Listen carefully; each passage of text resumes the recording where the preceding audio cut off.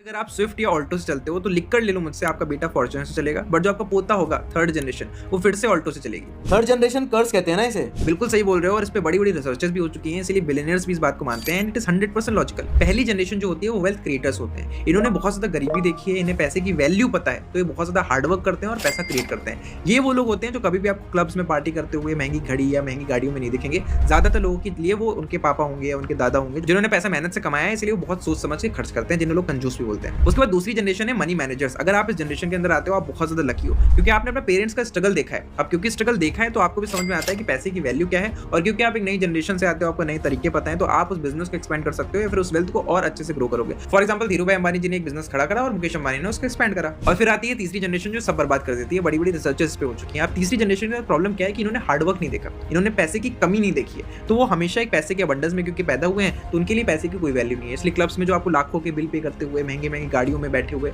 ये सारे लोग दिख जाएंगे जो थर्ड जनरेशन के अंदर होते हैं, एंड इनको पैसे की वैल्यू पता नहीं होती है। By the way Rahul Gandhi भी थर्ड जनरेशन में आते हैं।